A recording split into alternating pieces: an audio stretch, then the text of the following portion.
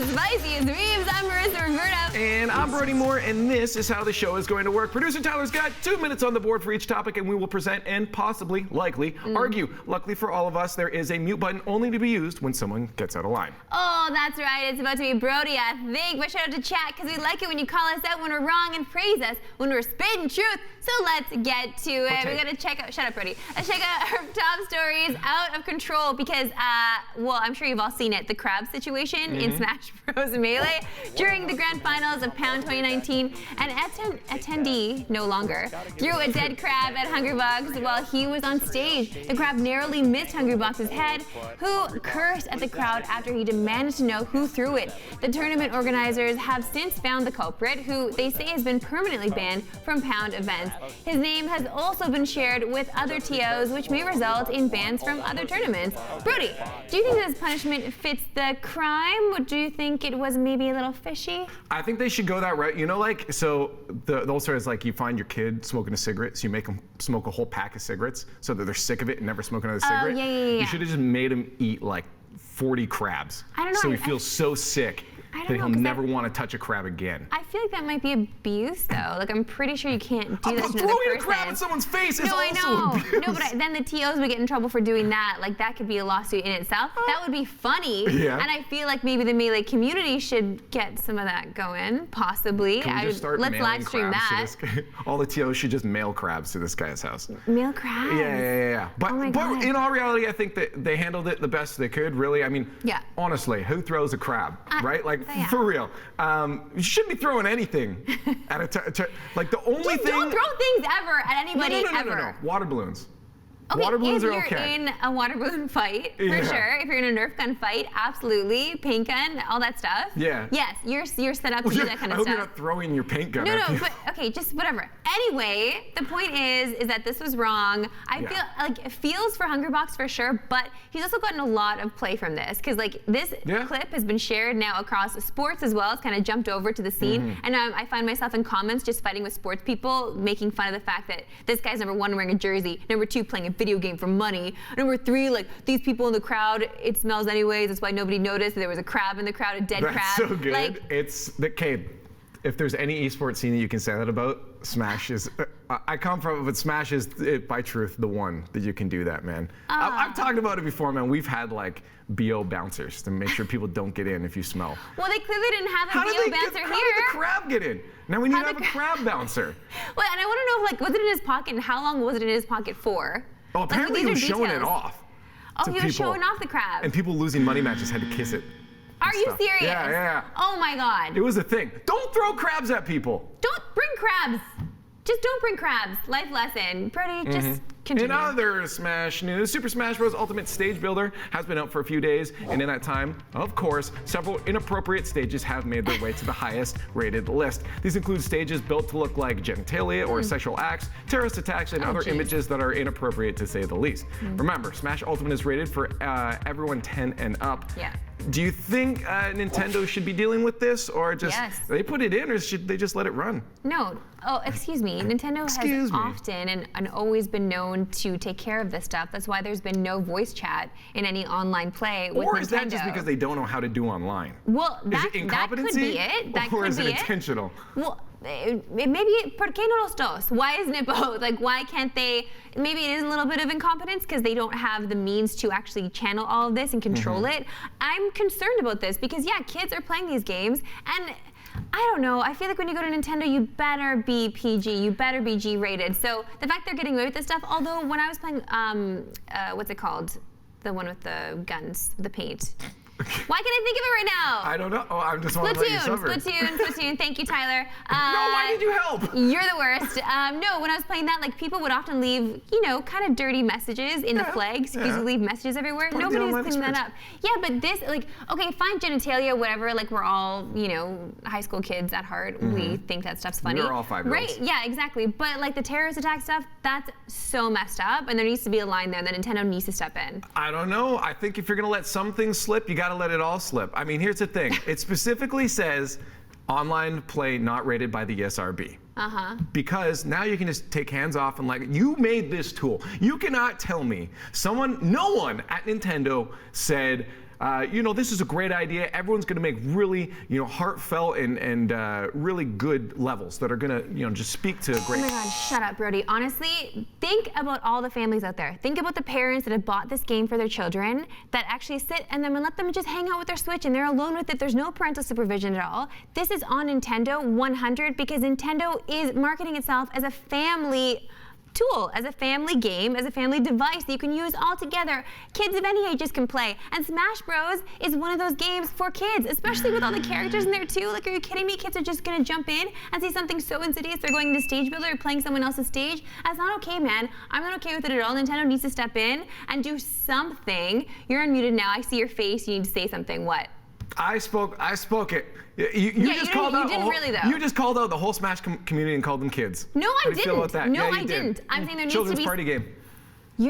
Okay, you know what? Shut up. During a European Rocket League championship between Triple Trouble and PSG this weekend, an audio issue caused a constant buzz in the game. So what did the admins do about it? Well, they paused the game in the middle of the match to fix the issue. This upset Triple Trouble, who say that the pause shifted momentum in the game, which they would go on to lose, unfortunately. So, Brody, what do you think they should have done here? I guess you were a part of this, though. Yeah, usually there's protocols, right? Yeah. Generally, when there's a pause, a pause comes because a player in the match would say, hey, there's an issue, we need to pause it here. And generally, you'll either play it from that moment or wait from a goal or something. And most games have these protocols. Sometimes in a production, it can get panicked, like we don't know what's happening.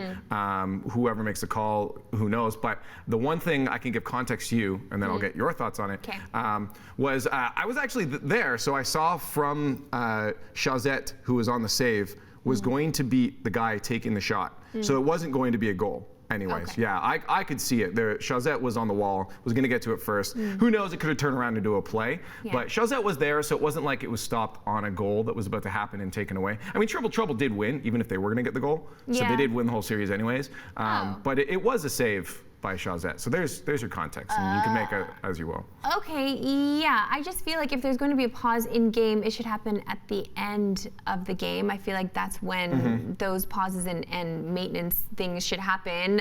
Because yeah, you do lose momentum. Like even if they did win, whatever the case, like you lose momentum in a game. You have to finish whatever you started, right? So this happened to us before. I was working a CSGO event, and there was some issues in game, and they had to actually pause it. But then they had to they had to have people go in and reanimate basically what happened to get to that point. They had to reset everything, which was, of course, it's upset everybody because you lose momentum. Like you need it. This is what I say. At the end of the day, it's like everyone's. At the end of the day, there's your bingo. People make mistakes. Whether you think this was the right thing to do or not.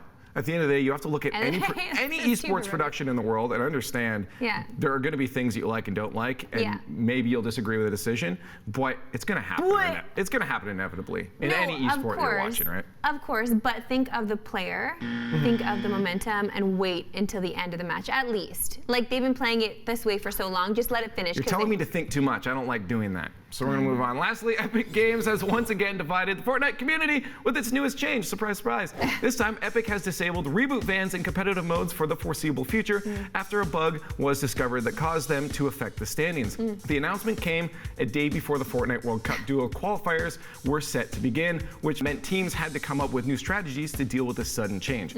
Honestly, this doesn't surprise me. I'm going to ask the question, do you think this is the right call for Epic to change something right before a tournament? But they seem to do this a lot. Yeah, this is very on brand. Yeah. It's very on brand for Epic to do this with Fortnite, but I guess they're trying to fix something, so whatever. And also, like, I get that the pros are so upset with Epic. I understand that. But they seem to be all about this World Cup. They're all over it. They're excited. Well, there's a lot of money. There's a lot of money involved, for sure. And all their favorites are casting it. They're in the studio. It's wonderful for them. But I just feel like the community still needs to understand that Epic doesn't make the money off of you. They make the money off of the kids playing still. I was chatting with my 7-year-old nephew. He was on PS4. I was just chatting with him, and he was playing Fortnite. I'm like, buddy, why don't you jump off and play Apex? And his other friend that was playing as well, like, nobody that plays Fortnite likes Apex. I'm like, oh, do tell. Why? He's like, no, the whole community doesn't like Apex because Fortnite's better. Fortnite has building. I'm like, okay, that's cool. So you're gonna stick with Fortnite then? Like, yeah. And they're talking about the skins they're getting. Like, it's all about that's all they care about. Yeah. And that's what they're making the money off of. Okay, it's not these pros. It's the kids. And this is what's wild too. Even to relate to Rocket League again is like there is a whole separate community that I don't even know that just deals with crates and skins and battle passes. And it's like I don't even look at my inventory because it's a completely different mindset. The pros and the casual, and then even the cosmetic people. There's like 3 separate groups. Yes. So at the end of the day, you have to realize that's 3 for Brody. I'm in the habit still. You gotta realize that the money is coming in because of that casual cosmetic audience. Yeah. The esports is just a marketing tool. The reason they're throwing so much money is because they have a lot of extra. They probably have a separate building with just a bunch of money sitting in it. It's just a money building. Yeah. So they got to put it somewhere, and they can throw it back into esports. So you got to be happy that at least is that. Now, if you want the esport to be its own separate thing, then you got to start, saying, okay, we can't do updates right before. That's when it becomes an issue. The thing is that they don't care. You guys can complain all you want. It doesn't matter. They're not going to change things unless they want to change it in game whenever they want to do it. So eat it. Epic's not going to change. Suck it up. Now it's time, though, to see what streamers are up to in Clip It. Our first clip comes from streamer Devin Nash, who's given us tips on how to order at Chipotle. I'm going to teach you my best secret. It's coming at you free. Don't even have to subscribe for this. You ready for this? You don't have to be behind a $29 a month paywall for what's about to happen. Shoulders back, eyes up, chest out. Look them in the eye. I would like 2 full scoops of double chicken. Hold the gaze as he spoonfuls. 1, and then lean. 2. Onward, you're done. Works every time. And now you've broke his spirit. You've broke his soul. You can do anything with this guy now. Extra cheese for free, avocado, he won't even charge you. Free quesadilla on the side, no problem. You won. Free quesadilla. Yo, real talk. Once you realize that these are just real people behind, a lot of times it's their first job in these fast food places. They don't have social skills. If you get in there and you intimidate, you look at them, they'll give in. Brody, they'll just give you what you want. Because they don't care. They're getting paid minimum wage. Oh my God, you don't abuse people. That's not abusing people. Yes, you are. You're demeaning them in some way. meta. Okay, let me tell y'all about a little story when Brody Moore and I went to Chipotle. No, we went to Chipotle. This guy gets extra cheese, extra chicken. All All the cheese. Yeah, he's one of these like bird eaters where he eats like a tiny little amount and he saves the rest for later. He uses it for like 3 meals for after. the price of 1. Thank you. This guy he puts his burrito bowl on top of my car. I forgot. On top of my car, gets in the car, doesn't realize he leaves it on top. I start driving away, I see all this like cheese and chicken flying off the bag. This idiot ruined his meal for like 3 days. You could hear it because there was so much cheese. It was thick. It was thick and just thump, on the ground behind us. Yeah, it was gone. Oh, Brody Moore. Adventures with Brody. Car wash for the car behind us. God. Our next clip comes from Overwatch's favorite Canadian, wink wink, XQC, but this clip is not about his temper, rather his dance moves.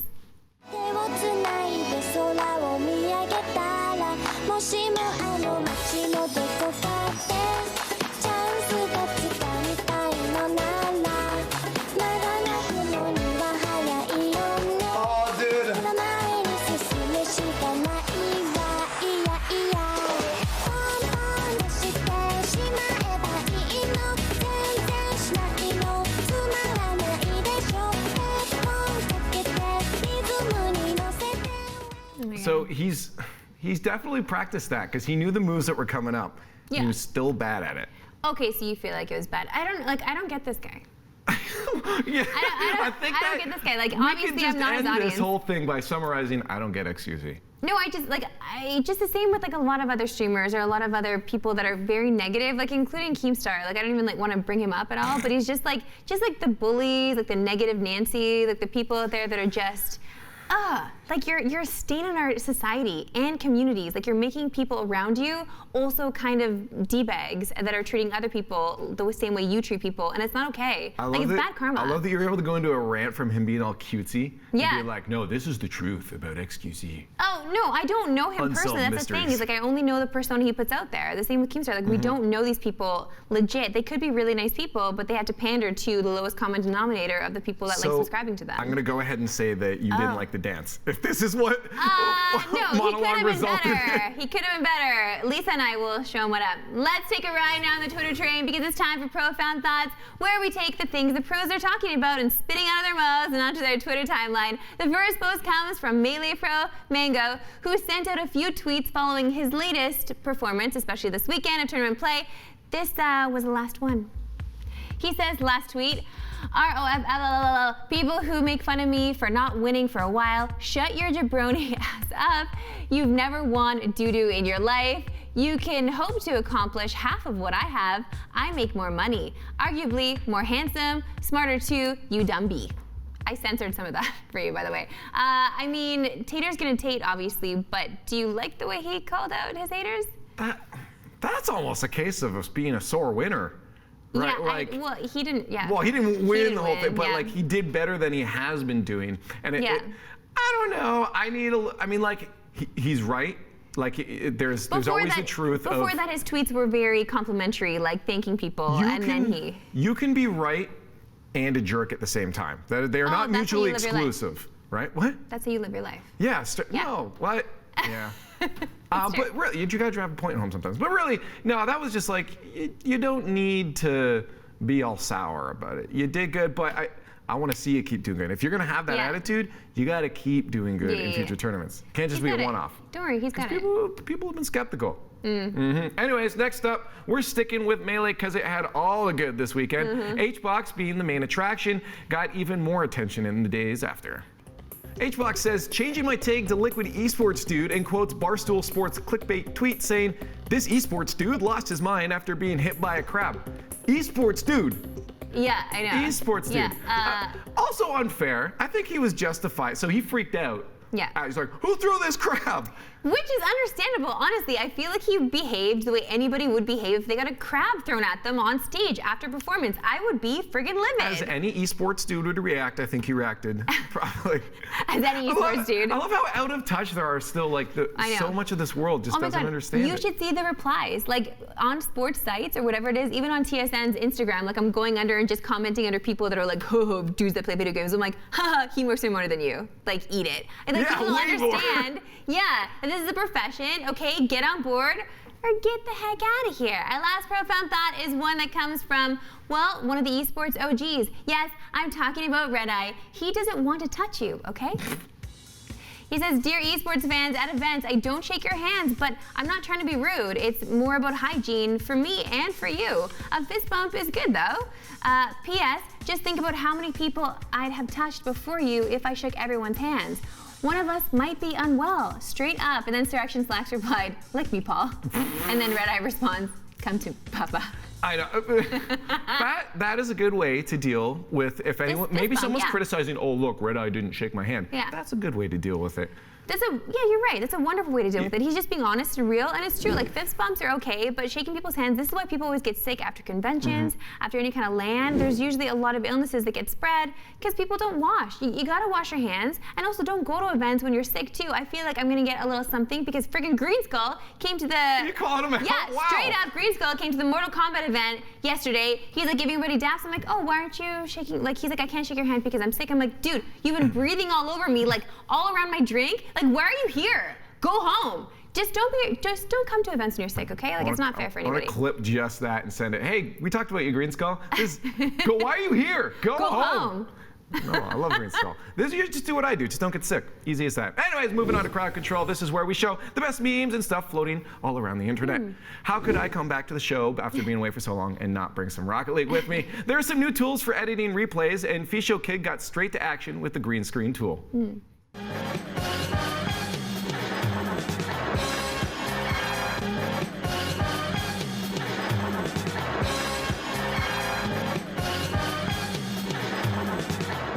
looks so sick. You could recreate the shooting stars meme now. Yeah. That's perfect. Oh, I got some other great ideas. Can we, okay, the editors won't do this. Can you edit me coming in, like flying in on Octane into the show? Like I'll skirt up to the desk Brody, in an Octane. Don't use the show for your own vanity. Or we'll like, instead of the Death Star, put your face and just blow it up. My Get face. some frustrations out. You know what? Dude, I missed you, but not that much. Quite the opposite of Brody. Our next post is cool, and it looks like it was made with love. Whoa. This is Faded Pilot Props. He tweeted out the Kraber model at 3D Workbench, and this is the gorgeous Kraber rifle from Apex. There's also a close-up of how much detail was put into this. Yo, no, seriously. Yeah. Like this, like it's, you can just spray paint, you know, your PVC pipe and stuff, but like going into the there was like such fine paint lines and stuff. I know, I'm so impressed with people that really take time with cosplay. Like it's a labor of love 100. Yeah. Like, I'm just trying to think now that, what other things could they make? Oh my gosh, so many things. I really do want to get into cosplay a little bit, but I'm just intimidated. I'm intimidated by people that can do stuff like that. You should be the Death Star so we can blow you up. Okay, again with this? Oh my God, move on. Fine, 'tis the time for the last post of the day. So why not end it by ending Kirby? Titled, I thought they took wobbling out of Smash by Ploxy Zero. You'll understand what I mean.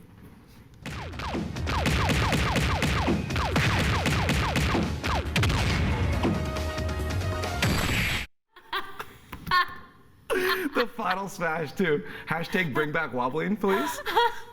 That was so clever. That was fantastic. I love the sound effects alone. Just won it for me. I actually was gonna look up what that stuff was. I don't even know what it was. It was just dough. Oh, I don't know. If they're making noodles. Yeah, it's just a green blob. It might actually just be Kirby. That's what happened to Kirby. No, we decided that Kirby can really never die. Like Kirby is the ultimate. Kirby is the ultimate like superhero thing. Yeah. You cannot defeat Kirby. Yeah. Unless you wobble. He'll just suck you up. Unless you get wobbled, unfortunately. Unless you get wobbled. Oh, Brody Moore, I love you. I'm so happy to have you back. Also, I really love the Leafs are winning right now. Listen, that's all for today on Unmuted. I hope you guys enjoyed. And remember, you can always hit us up on our socials. Someone type in ! Socials. Right now it's going to be Lisa. We'll see you next time.